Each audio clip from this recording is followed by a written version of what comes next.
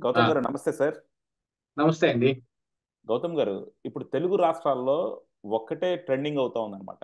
అది కడప జిల్లా. కడప జిల్లాలో ఎమ్మెల్యే పదవికి జగన్మోహన్ రెడ్డి రాజీనామా చేస్తున్నాడు. అలాగే ఎంపీ పదవికి అవినాష్ రెడ్డి కూడా రాజీనామా చేస్తున్నాడు అంటున్నారు.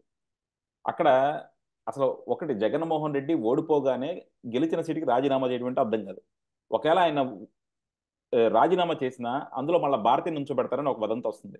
ఈయనేమో అవినాష్ రెడ్డిని రాజీనామా చేయించి అక్కడికి వెళ్ళి ఎంపీ అవుతాడని ఇంకో వదంతి వస్తుంది. సో ఈ రెండు ఇట్లా ఉంటే ఇటు పక్కన మళ్ళా రేవంత్ రెడ్డి గారు వచ్చి అవినాష్ రెడ్డి అంటే నేను బాగా వింటున్న రూమర్స్, అవినాష్ రెడ్డి కడప ఎంపీగా రాజీనామా చేస్తాడంటున్నారు. అవినాష్ రెడ్డి గనక రాజీనామా చేస్తే నేను వీధి వీధి తిరిగి ప్రచారం చేసి చెల్లి షర్మిలని గెలిపించుకుంటానని చెప్పి చెప్తున్నాడు అనమాట. అంటే అక్కడ హ్మ్. రాజీనామా చేసి అవినాష్ రెడ్డి ఎందుకు రాజీనామా చేస్తున్నాడు? జగన్మోహన్ రెడ్డిని ఎంపీగా గెలిపించడానికి. సో హ్మ్. మళ్ళా అక్కడ షర్మిల గారు పోటీ చేస్తారు. అంటే అన్నా చెల్లెల మధ్య సవాలు. సో రేవంత్ రెడ్డి గారు జగన్మోహన్ రెడ్డి గారు ఇంకా డైరెక్ట్ అవబోతున్నారు. ఏంటి సార్ అంటే ఈ రాజీనామా డ్రామాలు ఏంటి? అసలు అసలు ఈ డిస్కషన్ ఎందుకు వచ్చింది? అంటే 11 మంది ఎమ్మెల్యేలు ఉన్నారు కాబట్టి మళ్ళా అసెంబ్లీకి వెళ్ళి చంద్రబాబు గారు మొహం చూడలేక ఈయన రాజీనామా చేస్తాడా? లేకపోతే నన్ను రాష్ట్రం వద్దనుకుంది కాబట్టి ఇంకా నాకు రాష్ట్రంతో పని ఏంటని చెప్పి రాజీనామా చేస్తాడా? ఎందుకు రాజీనామా చేస్తాడు జగన్మోహన్ రెడ్డి? అసలు దీని వెనకాల ఉన్న నాటకం ఏంటి? యాక్చువల్‌గా ఇది నాటకమేనండి. ఉమ్, జగన్మోహన్ రెడ్డి రాజీనామా, ఎమ్మెల్యే పదవికి రాజీనామా చేసేస్తాడు. అవినాష్ రెడ్డి కడప ఎంపీకి రాజీనామా చేస్తే, ఈయన కడప ఎంపీకి పోటీ చేస్తాడు. అలాగా గెలిచి పార్లమెంట్‌కి వెళ్ళాలి. ఇక్కడ పులివెందుల ఎమ్మెల్యేగా విజయమ్మని గాని, లేకపోతే వైఎస్ భారతిరెడ్డిని గాని పోటీ చేపించి ఇటు అసెంబ్లీకి పంపిస్తే, ఇక్కడ పార్టీ కూడా కొంచెం బలోపేతంగా ఉంటుంది అనేది వాళ్ళ యొక్క ఉద్దేశం కింద బయటకొచ్చిన లీక్ అన్నమాట. ఈ లీకులన్నీ కూడా ఎక్కడి నుంచి వచ్చాయి? ఆద్యం ఎక్కడుంది? దీనికి మెయిన్ రూట్ ఎక్కడుంది? అని వెతుక్కుంటూ వెళ్తే నాకు అర్థమైంది. నాకు తెలిసిన ఇన్ఫర్మేషను ఇది వాళ్ళ సోషల్ మీడియా నుంచే వస్తోంది. మొత్తం వాళ్ళే ప్రచారం చేసుకుంటారు. మొన్న బెంగుళూరులో డీకే శివకుమార్‌తో మీటింగు అనే దాన్ని కూడా వాళ్ళే బయటకు ఒక లీక్ వదిలి, ఇదిగో కాంగ్రెస్ పార్టీ తోటి మేము వెళ్తాము.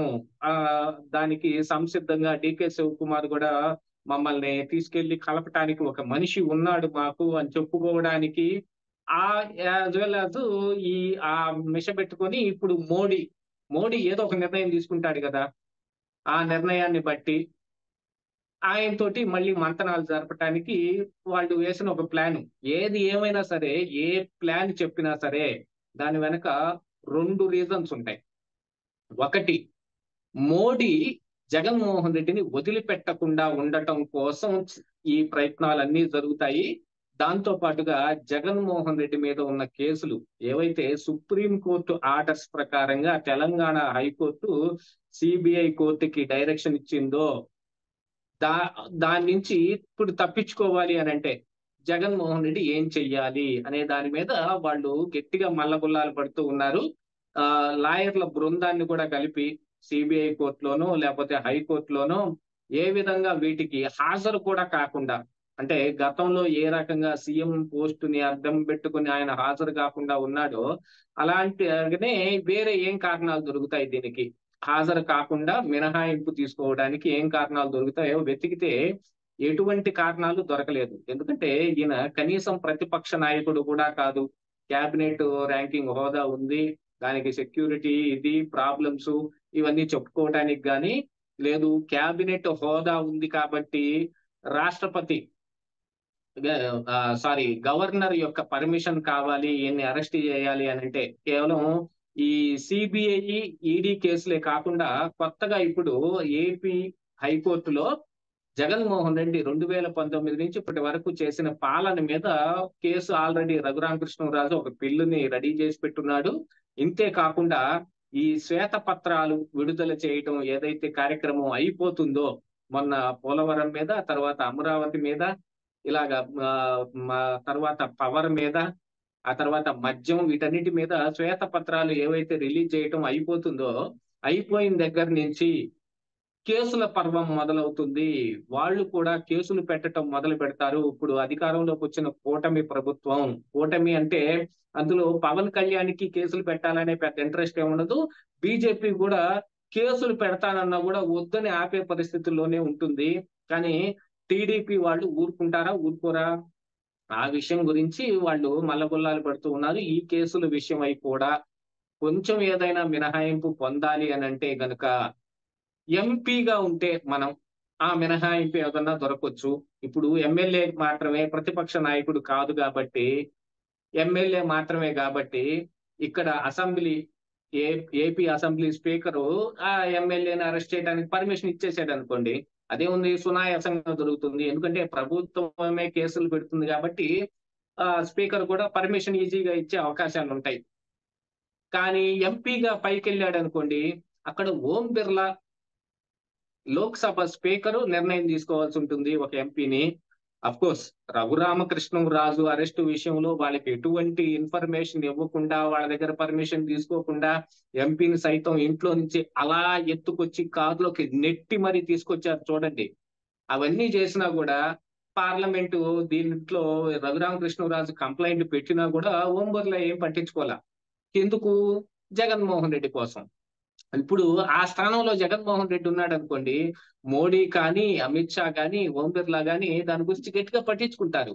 అరెస్ట్ చేయకండి, ఆపండి. మేము పర్మిషన్ ఇచ్చిన దాకా ఉండండి. అదిగో ఆయన కూడా ఎక్స్ సీఎం గాబట్టి 17A వర్తిస్తుంది. ఆల్రెడీ చంద్రబాబు నాయుడిని అరెస్ట్ చేసినప్పుడు 17A వర్తిస్తుందని మీరే కోర్టుకెళ్లారు గదా! ఆ విషయం ఇంకా సుప్రీం కోర్ట్‌లో తేలలేదు. ఆ తేలేదాన్ని బట్టి ఇప్పుడు 17A వర్తిస్తుందా? వర్తించదా? అనేది కూడా తేలిన తరువాత అప్పుడు అరెస్ట్ చేతురుగానిలే ఆగండి అని ఆపే అవకాశాలున్నాయి. ఇప్పుడు సీబీఐ, ఈడీ కేసుల్లో అయితే ఎటువంటి అరెస్టులు ఉండవు.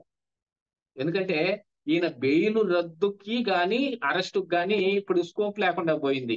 రఘురామకృష్ణంరాజు వేసిన బెయిల్ రద్దు పిటిషన్‌లో ఇప్పుడు వాదించుకోవడానికి ఈయనకు కొద్దిగా బలం దొరికింది. ఏది? ఓడిపోవటం మూలాన. ఎందుకంటే ఇంతకుముందు ఆయన సీఎంగా ఉన్నాడు. పెద్ద పోస్ట్‌లో ఉన్నాడు. అధికారులు మొత్తాన్ని మానిప్యులేట్ చేసే అవకాశాలు ఆయనకున్నాయి అనే దాని మీద బేస్ మీద కేసు వేశారు కాబట్టి, ఇప్పుడేంటి, సీఎం పదవి ఏం లేదు. ఎవరిని మానిప్యులేట్ చేసే అవకాశం లేదు. ఇప్పుడు ఈయన ప్రతిపక్షంలో ఉన్నాడు.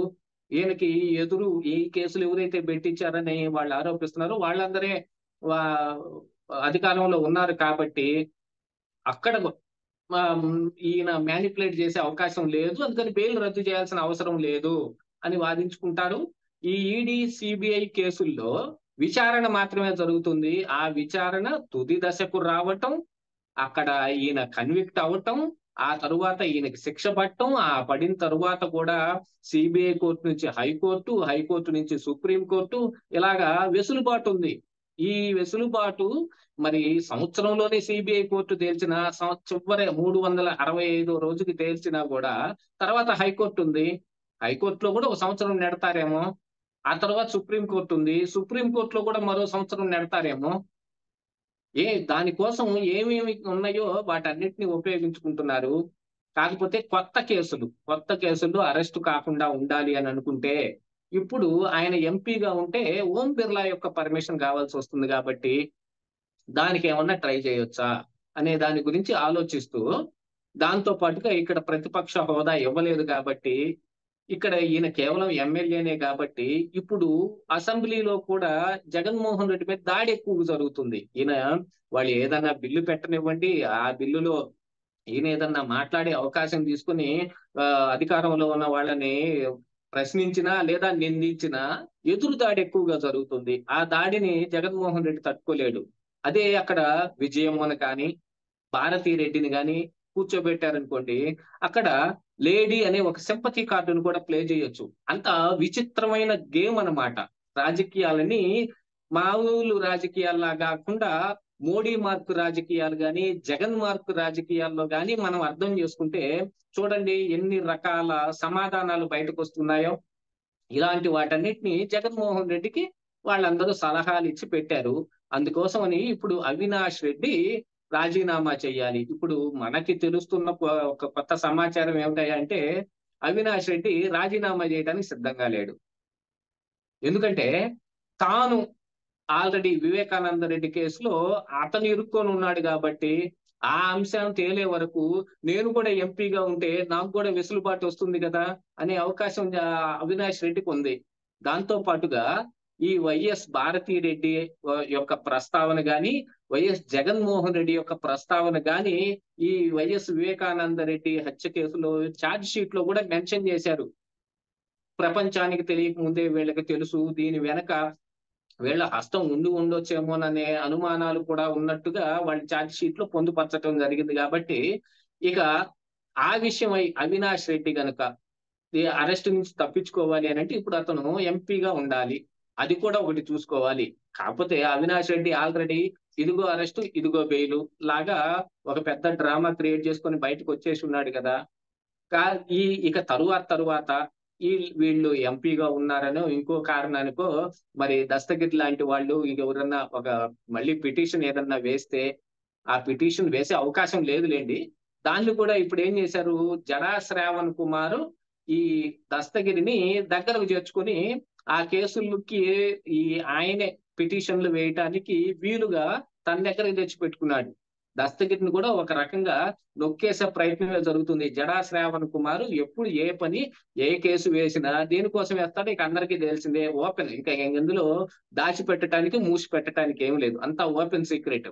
అంటే వివేకానంద రెడ్డి హత్య కేసుని, సిబిఐ ఈడీ కేసుల్ని, ఇప్పుడు కొత్తగా ఏపీ గవర్నమెంట్ లో ఉన్న టీడీపీ వాళ్ళు పెట్టబోయే కేసుల్ని, వీటన్నిటి నుంచి ఉపశమనం గాని లేకపోతే వాటి నుంచి తప్పించుకోవటానికి గాని ఏదైనా అవకాశం ఉంది అని అంటే అది ఎంపీ సీటు మాత్రమే. ఆ ఎంపీ అయ్యి ఆయన ఢిల్లీ వెళ్తాడు. అక్కడ ఇప్పుడు ఒక ఆంధ్రప్రదేశ్ రాష్ట్రంలో ఒక మామూలు ఎమ్మెల్యేగా ఉన్న వ్యక్తి వెళ్ళి నరేంద్ర మోడీ అపాయింట్మెంట్ గాని, అమిత్ షా అపాయింట్మెంట్ గాని అడిగితే ఎందుకు వచ్చాడు, ఏం కారణానికి వచ్చాడు, లేకపోతే మీడియా యొక్క ప్రస్తావన ఇప్పుడు ఆయనకి అపాయింట్మెంట్ ఇచ్చారనుకో ఎందుకు ఇచ్చారు, ఇలాంటివన్నీ వస్తాయి కదా. అదే ఎంపీగా ఉన్నాడు అనుకోండి, అతను మెంబర్ ఆఫ్ పార్లమెంట్ అండి, అందుకని మోడీ గారిని కలవటం అతని యొక్క హక్కులో భాగం అన్నట్టుగా చెబుతారు ఇప్పుడు బీజేపీ వాళ్ళు కూడా. అంటే దీని వెనక బీజేపీ హస్తం కూడా ఏమన్నా ఉందా అని కూడా అనుమానించాలి. ఎందుకంటే జగన్మోహన్ రెడ్డిని బీజేపీ ఏ రోజు వదులుకుంటానికి సిద్ధంగా లేదు. కావాలంటే కలిసి ఉన్న చంద్రబాబు నాయుడిని మోసం చేసైనా సరే ఆయన్ని వదిలించుకోవటానికి పవన్ కళ్యాణ్ పక్కకు లాగైనా సరే ఇప్పుడు చెయ్యాల్సినవి ఏమిటనేది బీజేపీ చేస్తుంది. వాళ్ళకే బలం లేదు కాబట్టి వాళ్ళు ఆగి ఉంటారు, చంద్రబాబు నాయుడు చెప్పినట్టల్లా వింటారు అని కొంతమంది చాలా నేను చేసిన కొన్ని వీడియోల కింద కామెంట్లు పెడుతూ ఉన్నారు. చంద్రబాబు నాయుడు అవసరం ఉన్నప్పటికీ కూడా వాళ్ళు ఆంధ్రప్రదేశ్ రాష్ట్రానికి ఏమీ చెయ్యరు. వాళ్ళు జగన్మోహన్ రెడ్డిని చేరదీయాల్సిన అవసరం వస్తే గనుక చంద్రబాబు నాయుడిని నెట్టనిలువున ఉంచడానికైనా సిద్ధంగా ఉంటారు. ఇవన్నీ పరిస్థితులు దేని మీద ఆధారపడి ఉన్నాయి, మొత్తం తిరిగి వచ్చి కడప పార్లమెంటు. కడప ఒకటేనే కాదు, ఆయన మెంబర్ ఆఫ్ పార్లమెంట్ ఎంపీ అయ్యి పార్లమెంట్ కి వెళ్ళటం. ఇక అందులో బ్యాలెన్స్ ఉంది ఏమిటి, తిరుపతిలో గురుమూర్తిని గురుప్రసాద్ రాజీనామా చేయించో, అక్కడ యాక్చువల్ గా అది కుదరదు అనుకుంటాను, అది అది రిజర్వ్ సీటు. ఇక రాజంపేటలో మిథున్ రెడ్డిని గాని, ఇక్కడ అవినాష్ రెడ్డిని గాని, అరకు కూడా కుదరదు, అరకు కూడా ఎస్టీ రిజర్వ్డ్. అలాగే సార్, అంటే జగన్మోహన్ రెడ్డి గారు మర్చిపోయారేమో, ఒక ఎంపీగా ఉన్న రఘురామకృష్ణరాజు గారిని ఎలా కొట్టి అరెస్ట్ చేశారో, అరెస్ట్ చేసినాక ఎలా కొట్టారో అని. అదే పద్ధతి ఒకవేళ ఎంపీ అయినా దీనికి వర్తింపజేస్తారు ఒకవేళ చేయాలనుకుంటే. అదంతా మోడీ మీద ఆధారపడి ఉంది, మోడీ యొక్క కన్సర్న్లో ఆధారపడి ఉంది. ఓం బిర్లా మొన్ననే చూసాం కదా, రాహుల్ గాంధీ చెప్పాడు, నాకు మీరు షేక్ హ్యాండ్ ఇచ్చినప్పుడు నిటారుగా నిలబడి షేక్ హ్యాండ్ ఇచ్చారు, మోడీకి షేక్ హ్యాండ్ ఇచ్చినప్పుడు వంగిపోయారు అని. అలాగా ఓం బిర్లా వంగిపోతాడు మోడీ ముందు, మళ్ళీ మోడీ జగన్మోహన్ రెడ్డిని ఆలింగనం చేసుకుంటాడు. కావాలంటే జగన్మోహన్ రెడ్డి 4 సార్లు 5 సార్లు మోడీ కాళ్ళ మీదైనా పడతాడు. ఇది నేనైతే ఎగ్జాగరేషన్ చేసి చెప్పటం కాదు. లేవదీస్తా ఉంటే మళ్ళీ పడ్డాడు, లేవదీస్తా ఉంటే మళ్ళీ పడ్డాడు. 2019లో జరిగిన డ్రామా మనం ఇంకా మర్చిపోలేదు కదా. నీ పాదం మీద పుట్టు అని పాటలు పాడుకుంటూ వాళ్ళిద్దరు చట్టాపట్టాలు వేసుకొని తిరిగారు. ఇంకా కొన్ని పరిస్థితులు అడ్డం తిరిగినాయి. అదే చెబుతుంటారు చూడండి, కాలం కలిసి రాకపోతే తాడే పామై కాటేస్తుంది అని సామెత చెప్పినట్టుగా వాళ్ళిద్దరికి అలాగా దూరం అవ్వాల్సిన పరిస్థితి వచ్చింది. నువ్వా ధరిని నేనీ ధరిని గోదావరి కలిపింది ఇద్దరిని అని పాటలు కూడా పాడుకుంటా ఉన్నారేమో, మనకైతే అది తెలియదు. కానీ కృష్ణమ్మ. ఇప్పుడు మెంబర్ ఆఫ్ పార్లమెంట్ అయి ఢిల్లీకి వెళ్తే మోడీని ఎన్నిసార్లు అయినా కలవచ్చు. ఉమ్, మోడీ ఈయన్ని పిలిపించుకొని మాట్లాడొచ్చు. లేదు, ఏదైనా అరెస్టుకు వస్తే ఓం బిర్లా చేత అడ్డం పడేయచ్చు. రఘురామకృష్ణరాజు అరెస్టు సునీల్ కుమార్ అంత సునాయాసంగా ఎలా చేయగలుగుతాడు? జగన్మోహన్ రెడ్డి చెబితే చేయగలుగుతాడు. జగన్మోహన్ రెడ్డి ఎందుకు చెబుతాడు? ఆయన మీద కోపం ఉంటే చెబుతాడు. మరి ఆపాల్సిన మరి లోక్సభ స్పీకర్ ఎందుకు ఆపలేదు? మోడీ చెబితే వింటాడు. మోడీ ఎవరు చెబితే వింటాడు? మళ్ళీ తిరిగి జగన్మోహన్ రెడ్డి చెబితే వింటాడు. చూడండి, ఆ అరెస్ట్ కి ఈ అరెస్ట్ కి నక్కకి నాగలోకానికి ఉన్నంత తేడా ఉంది. yeah, ఆ అరెస్టు వాంటెడ్ గా చేసేశారు, ఎటువంటివి పాటించకుండా చేసేశారు. కానీ ఇప్పుడు ఈ అరెస్ట్ కు మాత్రం అన్ని పాటించాల్సిందేనండి. ఏదైనా rule is rule, rule for all అని చెబుతారు. జగన్మోహన్ రెడ్డి కావాల్సినవి అన్ని చేసేసి, పడేయాల్సిన ఇళ్ళన్నీ పడేసి, కూల్చాల్సిన గోడలన్నీ కూల్చేసి, ఇప్పుడు వాళ్ళ సెంట్రల్ ఆఫీసుని కూలుస్తున్నారు అని అనగానే ఎన్ని రకాల సొయ్యలు పోయాడు చెప్పండి. డెఫినెట్ గా సార్. అంటే ఇలాంటివన్నీ చూసుకున్న తర్వాత ఇప్పుడు బెస్ట్ ఆప్షన్ మరి మెంబర్ ఆఫ్ పార్లమెంట్ అవునా కాదా తెలుసుకోండి. అదే అంటే కానీ దీంతో పాటు ప్రజలకు అర్థం అవ్వాలన్నమాట. జగన్మోహన్ రెడ్డి ఆయన కాపాడుకోవడానికి రాజకీయాల్లోకి వచ్చాడు తప్ప ప్రజల కోసం పోరాటానికి రాలేదని. జగన్మోహన్ రెడ్డి శిక్షల నుంచి దూరం అవడానికి ముఖ్యమంత్రి అవ్వాలనుకున్నాడు. జగన్మోహన్ రెడ్డి ఇప్పుడు ఈ జైలు కాదండి, రెండు రకాల అంశాలు ఉన్నాయి. ఫస్ట్, జగన్మోహన్ రెడ్డి అరెస్ట్ కాకముందే ఆయన ఈ ఆంధ్రప్రదేశ్ రాష్ట్ర సీఎం సీటు నాకు కావాలి అని అందరి సంతకాల సేకరణ చేయటం జరిగింది. సోనియా గాంధీ దగ్గరికి వెళ్ళి మాట్లాడుకోవటం జరిగింది. మీరు ఆవిడకి చెప్పండి అని చెప్పి ఫారూక్ అబ్దుల్లా లాంటి వాళ్ళని వీళ్ళని అందరినీ కదిలిచ్చి, కావాలంటే నా దగ్గర బోల్డ్ అంత ఉంది మీకు పంపిస్తానని బేరాలు పెట్టడం జరిగింది. అంటే జగన్మోహన్ రెడ్డికి ఆశ ఉంది. యాక్చువల్ గా రాజశేఖర్ రెడ్డి చనిపోకపోయి ఉంటే గనుక 5 సంవత్సరాలు వైఎస్ రాజశేఖర్ రెడ్డి సీఎం అయ్యేవాడా? లేదు, ఈయన పార్లమెంట్కి వెళ్ళాడు కదా, ఎక్కడ మధ్యలో వివేకానంద రెడ్డి పార్లమెంట్ మెంబర్ అయిన తర్వాత ఆయన చేత రాజీనామా చేపించి ఈయన అయ్యాడు. చూడండి, ఆ విధంగా రాజశేఖర్ రెడ్డిని రాజీనామా చేపించేసి అందరూ కలిసి ఇదిగో ఈయన్ని చెయ్యండి, నేను రాజకీయాల నుంచి విరమించేసుకున్నాను, అసలు ఎమ్మెల్యే పదవికి కూడా రాజీనామా చేసేస్తున్నానని పులివెందుల్లో రాజశేఖర్ రెడ్డి రాజీనామా చేస్తే ఆడ జగన్మోహన్ రెడ్డి నుంచుంటే మా అందరూ చచ్చినట్టు మళ్ళీ ఈయన ఎన్నుకోవాల్సిన పరిస్థితి వచ్చేది కదా. అదే అంటే ఓవరాల్ గా ఏంటంటే ప్రజలకు మాత్రం అర్థం అవ్వాలన్నమాట. ఆయన కోసం రాజకీయాలు చేస్తాడు తప్ప ప్రజల కోసం రాజకీయాలు చేయట్లేదు. కేవలం ఆయన కోసమే. ఎందుకంటే ఏ రోజుకైనా ఇంత అక్రమ సంపాదించిన తరువాత అరెస్టు, న్యాయం, ఎవరో ఒకళ్ళు నీతిమంతులు ఇలాంటి వాళ్ళు వస్తారు చూడండి, అలాంటివన్నిటిని తప్పించుకోవటానికి ఆయన చేసిన విఫల యత్నాలు అన్నమాట. అది అప్పటి నుంచి ఇప్పటిదాకా కొనసాగుతూనే ఉంది. వీళ్ళకి తోడుగా మరి పైన మోడీ, అమిత్ షాలు కూడా చేరారు జగన్మోహన్ రెడ్డికి తోడుగా. కావాలంటే చంద్రబాబు నాయుడుతో కలిసి ఉంటారు కానీ జగన్మోహన్ రెడ్డిని మాత్రం వదిలిపెట్టరు. ఆవిడే, ఈవిడే, పెద్ద ఆవిడే, చిన్నావిడే. అలా అన్నట్టుగా వీళ్ళిద్దరిని కూడా జగన్మోహన్ రెడ్డి గాని చంద్రబాబు నాయుడు గాని ఇప్పుడు మోడీకి 2 కళ్ళు లాంటి వాళ్ళు. వీళ్ళు బలం, అతను బలహీనత. దేన్ని వదులుకోలేడు పాపం. దేన్ని వదులుకోలేడు. ఇప్పుడు ఆ ఎంపీ కోసం వీళ్ళందరూ బయలుదేరతారు. ఆ లీక్ ఒకటి బయటకు వదిలారనుకోండి, ఆ లీక్ కూడా సోషల్ మీడియా ద్వారా జగన్మోహన్ రెడ్డి వదిలించాడు. బయటకు వదిలించి దాని మీద రియాక్షన్ ఏమొస్తుంది? లేదు, మోడీ ఏమన్నా పిలిచి మాట్లాడతాడా? ఎంపీలు అట్లాంటి పిచ్చి పనులు ఏం చేయమాకు, నీకు కావాల్సినప్పుడల్లా నువ్వు రాకపోయినా కాకితో కబురెప్పిస్తే చాలు, నేను ఫినిష్ చేసి పెడతాను కదా అని ఏమన్నా అభయహస్తం ఏమన్నా ఇస్తాడేమో. అది 2 ఎగ్జాజరేషన్ అయిపోద్దులే సార్. మోడీ అంటే ఇతను ఎంపీకి పోటీ చేస్తానంటే మోడీ పిలిచి మాట్లాడేది ఉండదు కానీ. బట్ ఇప్పుడు డికే శివకుమార్ తో మాట్లాడి ఇండియా కూటమి వైపు వెళ్తానంటే మాత్రం ఎందుకు పిలుస్తాడండి? ఒక ప్రయత్నం అది. వాళ్ళకున్న ప్రయత్నాల్లో అన్ని ప్రయత్నాలు చేస్తారు. మొన్న గెలుపు కోసం కనీసం ఏం తగిలిందో తెలియకుండా ప్లాస్టర్ వేసుకొని తిరగలేదా? వాటన్నిటి మీద అన్నమాట. ఎందుకని విఫల యత్నాలు చేస్తుంటారు. కేవలం కేసుల కోసమే వీటన్నిటిని చేసేది.